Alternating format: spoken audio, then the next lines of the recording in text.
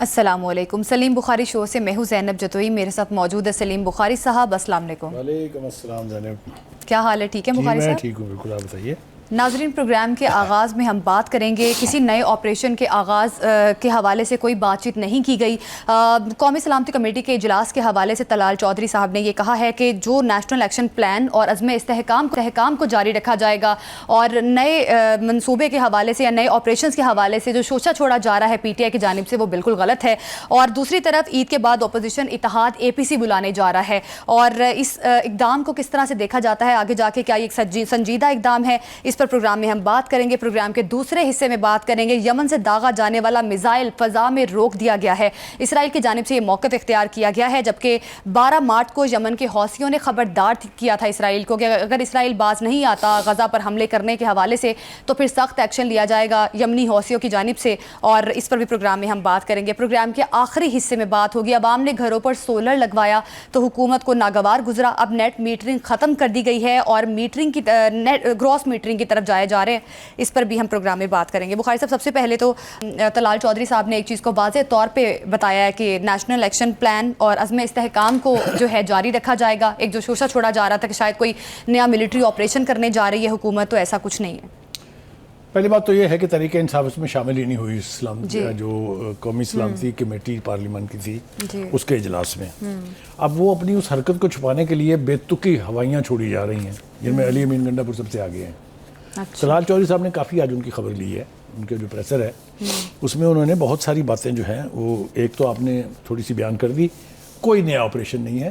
National action plan پر عمل کرنے کا، اس کو ری ایکٹیویٹ کرنے کا، اور جو عزم استحکام پاکستان کا ایک آپریشن آلریڈی ان دا آفنگ ہے اس کو اسٹرینتھن کرنے کا کہا ہے. تو پہلی بات تو یہ کہ یہ جو درفنتنی چھوڑی جا رہی ہے کہ کوئی نیا آپریشن نہیں ہونے دیں گے. بھائی آپ ہیں کون؟ Who are you to decide? جب ایک نیشنل لیول کے اوپر پارلیمنٹ کی چھت کے نیچے ایک فیصلہ ہو گیا تو آپ کیا ہیں؟ کیا پدی کا شور میں سمجھ نہیں آتی ہے. میں نہیں ہونے دوں گا. بھئی آپ ہوں گے تو نہیں ہونے دیں گے نا. مطلب کوئی طریقہ ہے یہ کہ بجائے اس کے کہ آپ مین سٹریم کے ساتھ چلیں، آپ نیشنل سیکورٹی جو ہے اس کا حصہ بنیں، آپ دشمنوں کے خلاف کھڑے ہوں، آپ نے ایک نئی پوزیشن لے لی ہے. اور اب تو جو کچھ انہوں نے بتایا ہے وہ میں اس کے اوپر بعد میں آؤں گا. وہ جو ان کے بارے میں پہلے ایلیگیشن لگائی جاتی تھی کہ یہ 40,000 یعنی دہشت گردوں کو لے کے آ کے انہوں نے اپنے علاقوں میں بسایا، اس کی تصدیق کیسے کی ہے خان علی امین گنڈا پور نے، وہ میں بعد میں بتاتا ہوں. لیکن پہلے تھوڑا طلال چودھری صاحب کا. دیکھیے انہوں نے کہا کہ نہ تو پالیسی بدلی ہے اور ان جیٹ بلیک دہشت گردوں کو پاکستان میں بسایا جاتا ہے جو دنیا بھر کے مطلوب تھے. اس طرح آج کے دن یہ حالات بھی پیدا نہ ہوتے اگر آپ نے ان کو لا کے نہ بسایا ہوتا، جس کا اعلان خود بانی پی ٹی آئی نے اپنی پریس کانفرنس میں کیا تھا کہ ہم 40,000 لوگ لے کے آ رہے ہیں، جن میں سے 8-9 ہزار کے قریب جنگجو بھی ہیں. آپ اندازہ کیجئے. ٹھیک ہے جی. اور نئے آپریشن کا شوشہ چھوڑا جا رہا ہے اس صورتحال کو کنفیوز کرنے کے لیے، کیونکہ جس چیز کا وہ حصہ نہیں ہوتے ہیں اس چیز کو وہ مانتے ہی نہیں ہیں. اگر وہ حکومت میں نہیں ہے تو وہ حکومت کو نہیں مانتے، اگر وہ پارلیمنٹ میں نہیں ہے تو وہ پارلیمنٹ کو نہیں مانتے، ان کے خلاف فیصلہ ہو جائے تو سپریم کورٹ کو نہیں مانتے. یہ ایک طرز سیاست ہے ان کا. اینی وے، دوسری بات یہ ہے کہ وہ طلال چودھری صاحب یہ بھی کہہ رہے ہیں کہ کون کس کے ساتھ کھڑا ہے اب اس کو ثابت کرنے کی ضرورت نہیں ہے. لوگ اپنے بیانات کی روشنی میں دیکھے اور پرکھے جا سکتے ہیں. وہ کہتے ہیں کہ آپ کے صوبوں میں آپ کی رٹ نہیں ہے، چاہے بلوچستان ہو، بلوچستان کو بھی نہیں بخشا، اور چاہے آپ ہوں. فوج کا کام آپ کی سڑکیں کھلوانا نہیں ہے، فوج کا کام آپ کا لا اینڈ آرڈر ٹھیک کرنا نہیں ہے، فوج کا کام آپ کی ٹرینوں کی حفاظت کرنا نہیں ہے. یہ پولیس اور باقی کے جو لا اینڈ فورسز ہیں کائے کے لیے ہوتے ہیں. یہ جب آپ کے اوپر آفت آن پڑتی ہے تو تب آپ اسی فوج کی طرف دیکھنے لگ جاتے ہیں جس کو آپ آج گالیاں دے رہے ہیں اور پرسوں وہ آپ کا باپ تھا. یعنی جب جنرل باجوہ تھا تو وہ ابا تھا، اور اب ان کو وہ ساری دشمنی جو ہے فوج کے خلاف ہے. ہیونگ سیڈ دس، اب آ جائیں علی امین گنڈا پور پہ. موصوف فرماتے ہیں کہ پختونخوا میں کسی صورت کوئی آپریشن نہیں ہونے دیں گے. میں نے ابھی آپ کو بتا دیا کہ آپ کی اوقات نہیں ہے کہ آپ یہ فیصلہ کریں. ٹھیک ہے، اگر آپ نے چیف منسٹر رہنا ہے. میں کل بھی آپ کو بتا چکا ہوں، میں آج پھر کہہ رہا ہوں، ذمہ داری سے کہہ رہا ہوں کہ اگر چیف منسٹر اس قسم کے نیشنل پلان کو رجسٹ کریں گے تو وہ چیف منسٹر نہیں رہیں گے. اور کوئی قیامت نہیں ٹوٹے گی. پہلے کہا تھا نا انہوں نے کہ ہماری ریڈ لائن ہے فلاں، خون کی ندیاں بہ جائیں گی. وہ کدھر گئی خون کی ندیاں جی؟ کدھر ہے وہ شیخ رشید؟ تو کہنے کا مطلب یہ ہے کہ جو پھوکے نعرے ہیں نا نہ اس سے ملک چلتے ہیں، نہ اس سے صوبے چلتے ہیں، نہ اس سے دہشت گردی کے خلاف نپٹا جا سکتا ہے. ٹھیک. آپ کو ایک نیشنل رویہ اپنانا پڑے گا. آگے سنیے جناب، جتنے دہشت گرد مارے جا رہے ہیں وہ کہتے ہیں افغانستان سے اتنے زیادہ آ رہے ہیں. کون آنے دے رہا ہے جی ان کو؟ کس صوبے میں آ رہے ہیں جی وہ؟ آگے سنیے، ایک اندازے کے مطابق 9,500 سے 11,000 جنگجو ہمارے علاقے میں آ چکے ہیں. کون لایا تھا ان کو؟ کیسے آ گئے وہ؟ اور کیسے وہاں ٹھہرے ہوئے ہیں وہ؟ کیوں ان کے خلاف آپریشن نہیں ہوتے ہیں؟ یہ کوئی پروپیگنڈا مہم نہیں ہے، یہ نیشنل انٹیگریٹی کا، نیشنل سوورینٹی کا یہ معاملہ ہے. اس کے اوپر آپ ساتھ نہیں دے سکتے دہشت گردوں کا، آپ کتنی مرضی جسٹیفیکیشن اس کی لے کے آئیں. آگے سنیے جناب کیا فرماتے ہیں. اور وہ کہتے ہیں کہ بارڈر کے دوسری طرف 22,500 اور بیٹھے ہیں. مر گئے ہم چلا چلا کے کہ افغانستان کی حکومت نہیں روک رہی ان کو بارڈر کے قریب آنے سے. خود موصوف فرما رہے ہیں کہ 9 سے 11,000 آ گئے ہیں، 22,000 بیٹھے ہیں تیار آنے کے لیے. ایسی صورتحال میں کیسے کسی ایک ایسے شخص کی بات سنی جا سکتی ہے جو ایک ایسا نیشنل پلان جس کو نیشنل لیول کے اوپر اپروو کیا گیا ہو، وہ کہے میں نہیں مانتا اس کو، میں تو امپلیمنٹ نہیں ہونے دوں گا. بالکل بخاری صاحب، وہ تو واضح طور پہ یہ چیز کہہ رہے ہیں نا کہ وہ نہیں امپلیمنٹ ہونے دیں گے کوئی بھی ایسا پلان یا کوئی بھی ایسا آپریشن. بخاری صاحب، اب آپ کو کیا لگ رہا ہے یہ جو خلا آ گئے وفاقی گورنمنٹ میں اور صوبائی گورنمنٹ کے اندر، اس کو کس طرح سے فل کیا جا سکتا ہے؟ کیونکہ وزیر اعلیٰ کے پی تو واضح طور پہ اس اپنے موقف پہ قائم ہے. آپ چاہ رہی ہیں کہ میں اپنی بات کو دہرا دوں؟ پھر نہیں، دہرا نہیں دو بخاری صاحب. میں نے کہا نا آپ سے کہ اگر وہ ریزسٹ کریں گے تو چیف منسٹر نہیں رہیں گے. اچھا ٹھیک ہے. میں نے یہ بھی کہا تھا پرسوں کہ آپشن ہے گورنمنٹ کے پاس وہاں گورنر رول لگانے کا. جب کوئی صوبہ تعاون نہ کرے باقی کے یعنی سینٹرل گورنمنٹ کے ساتھ، وفاقی حکومت کے ساتھ یا باقی کی ساری اکائیوں کے ساتھ، تو پھر وہاں لیڈرشپ بدلنا انیویٹیبل ہو جاتا ہے. یہ بات گنڈا سپور صاحب کو اگر نہیں پتا ہے تو کسی کو بتانی چاہیے انہیں کہ آپ یہاں ڈکٹیٹ نہیں کرا سکتے ٹرمز. آپ اکائی ہیں، آپ مرکز نہیں ہیں. Any way, having said that, آگے چلتے ہیں. پھر وہ کہتے ہیں کہ جی عوام ساتھ ہوں اور نیت صاف ہو تو ان سے نپٹ لیں گے. اس کا مطلب یہ ہے کہ آپ ایکسیپٹ کر رہے ہیں کہ ہاں وہ فتنہ یہاں موجود ہے.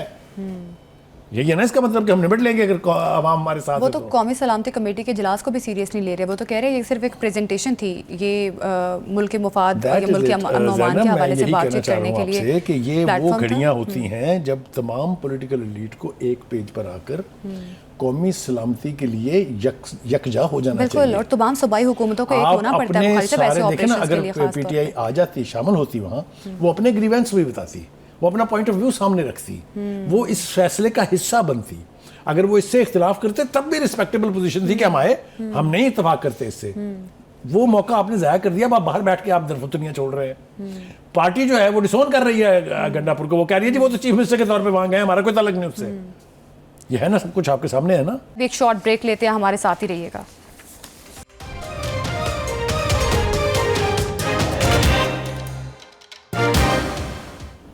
Welcome back. Rana Sanaullah صاحب نے کسی پروگرام میں کہا ہے کہ اگر ملکی مفاد کے حوالے سے اگر عمران خان کو پے رول پر لانا بھی پڑ گیا تو شاید لایا جا سکتا ہے. نہیں، مجھے یہ بتائیں کہ کون سا ملکی مفاد سرو ہوگا اس سے. جی بالکل، قومی سلامتی کا ایک موقع تھا نا کو حل کرنے کے لیے. آپ نے 14 رکنوں کے ارکان کے نام دیے، سوری، آپ نے یہ اعلان کیا کہ آپ شامل ہوں گے.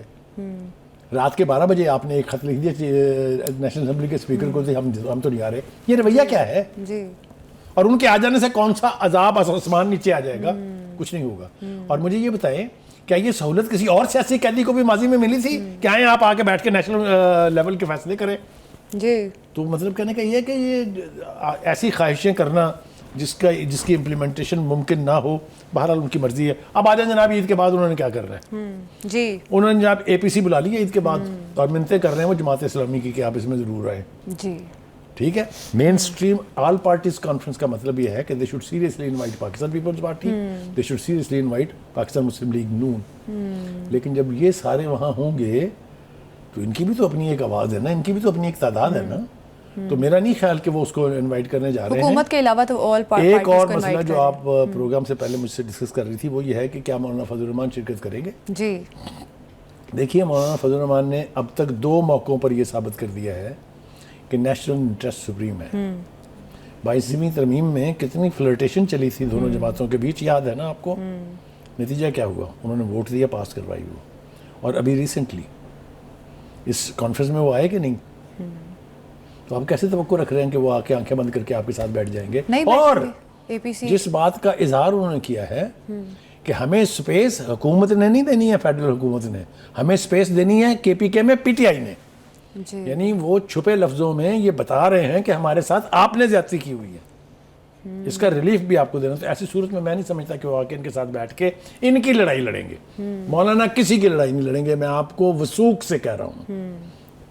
اس کو آپ ان کی سیاسی سوجھ بوجھ کہہ لیجئے، اس کو آپ ان کا اوپننس، جو مرضی نام دے لیجئے ان کو۔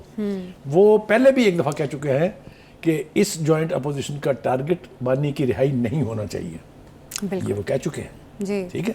تو کہنے کا مطلب یہ ہے کہ اگر تو اپوزیشن، اگر تو PTI یہ توقع کر رہی ہے کہ وہ ان کی لڑائی لڑیں گے آ کے، تو ایسا کچھ نہیں ہوگا۔ لیکن اسد کیسر صاحب تو یہ کہہ رہے ہیں کہ JUIF سے معاملات بہتری کی طرف گامزن ہیں۔ یہ تو بہت دیر سے کہہ رہے ہیں، آج سے تھوڑی کہہ رہے ہیں، تو 26ویں ترمیم سے کہہ رہے ہیں کہ نہیں کہہ رہے؟ بالکل کہہ رہے ہیں۔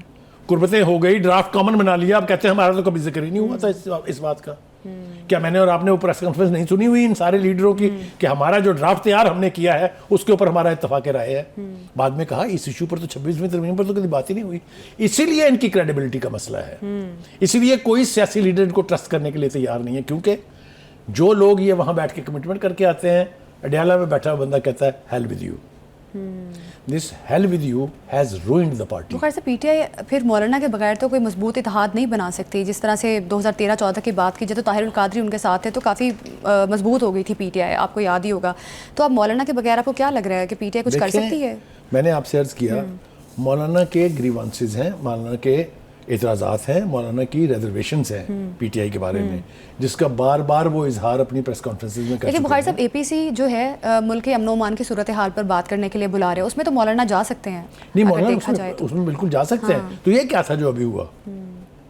وہ کسی اور ملک کے لیے سلامتی کی میٹنگ ہے؟ بالکل، اس میں PTI کو جانا چاہیے تھا۔ اینی وے، دوسری بات یہ ہے جی کہ وہ یہ کہہ رہے ہیں، اسد کیسر صاحب، ان کی بھی درفنتنیاں سننے والی ہوتی ہیں۔